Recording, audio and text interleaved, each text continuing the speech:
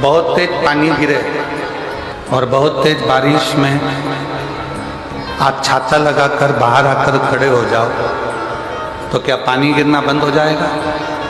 जम के बोलो जरा, बंद होगा? नहीं। बहुत तेज पानी गिर रहा हो, छाता लगाकर आप बाहर आकर खड़े भी हो गए तो पानी गिरना बंद नहीं।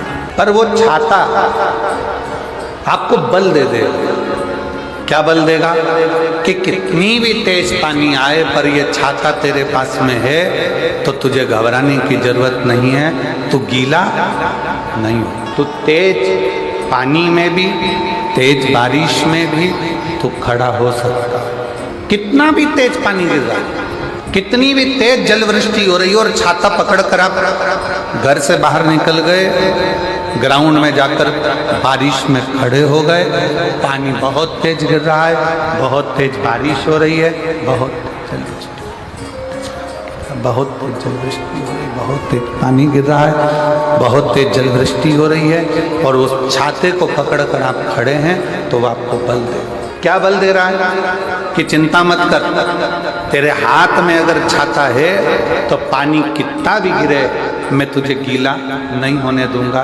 उस छाते को पकड़कर तुम्हें बल की प्राप्ति होती है। पानी बंद नहीं हो रहा, जलवृष्टि छाता पकड़ने से बंद नहीं हुई है, जलवृष्टि बंद नहीं हुई, बरसात बंद नहीं हुई, वो पानी गिर रहा है, केवल आपने छाता पकड़ रखा है तो आपको बल मिल रहा है कि मैं दुख आ जाए पर वो दुख एक ना एक दिन समाप्त हो जाएगा, वो दुख एक ना एक दिन समाप्त हो ही जाए। कई लोग कहते हैं गुरुदेव दया ही दुख का कारण है, ये दुनिया के लोगों ने एक कहावत बना है, पर सत्यता यह है कि दया दुख का कारण नहीं है, दया सुख का कारण है। जिसने ये बनाया कि दया दुख का कारण है, ये वो नहीं जानता कि दया का मतलब क्या होता। कितनी कृपा करी होगी मेरे शंकर भगवान ने कि अमृत का कलश तो देवताओं को दे दिया और विष का कलश खुद ने रख दिया।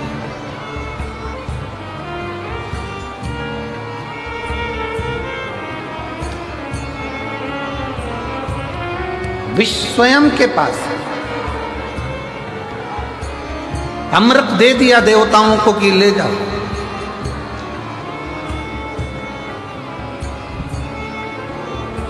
पार्वती जी ने कहा भी, माँ जगत जननी जगदम्बा माता पार्वती जी ने बोला भी कि ये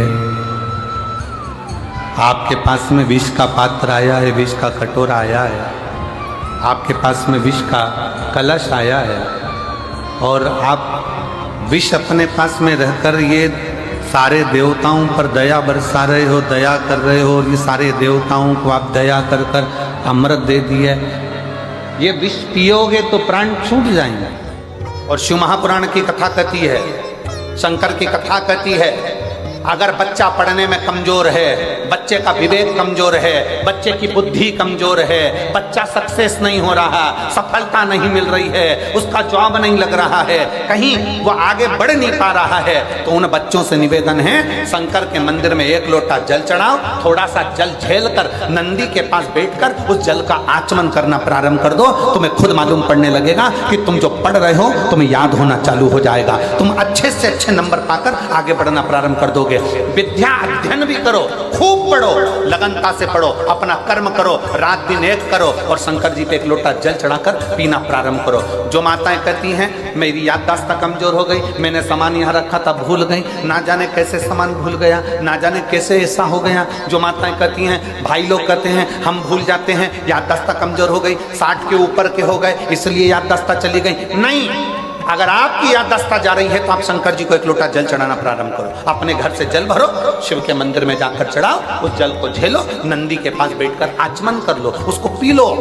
आपको खुद मालूम पड़ेगा 20-22 दिन में, 1 महीने में आपको अंतर दिख जाएगा कि मेरी याददाश्त पहले जैसी थी मजबूत वैसी की वैसी और हो गई, अब मैं भूल नहीं रही। ऐसे संसार सागर में कई लोग हैं, कई ऐसे भी हैं जिनका बहुत वर्चस्व है, खूब नाम है, खूब सत्ता है, खूब वैभव है, खूब प्रतिष्ठा है, खूब आनंद है, चारों तरफ सुख ही सुख है। और एक व्यक्ति वो है जिसको दुनिया के लोग गाली देते हैं, अपशब्द कहते हैं, ताना देते हैं, आड़ा टेढ़ा कहते हैं, बहुत ठोकर लगाते हैं, बहुत ठोकर।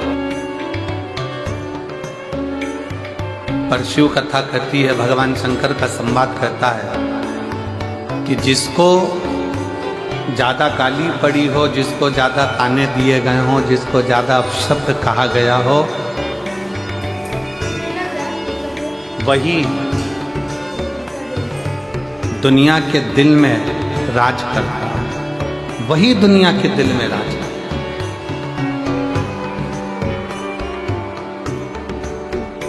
अब आप लोग जरा अंदाजा लगाइएगा, जब जब सोशल मीडिया को देखोगे, जब जब यूट्यूब पर घूमोगे, जब जब आप इंस्टाग्राम पर जाओगे, जब जब आप फेसबुक पर जाओगे, जब जब आप व्हाट्सएप पर जाओगे, आप सोशल मीडिया को छानोगे तो दिन भर 24 घंटे लोग वो मोदी जी को गाली देते हुए मिलेंगे। मोदी जी ने ये कर दिया, मोदी जी ने वो कर दिया, मोदी जी ने ये कर दिया, मोदी जी ने वो कर दिया, 24 घंटे। पर अगर आज संपूर्ण भारत की भूमि पर, पूरा संपूर्ण भारत की भूमि अगर आज भगवामय नजर आ रही है तो ये उन्हीं की देन है जिसने किसी ना किसी रूप में सनातन धर्म को मजबूत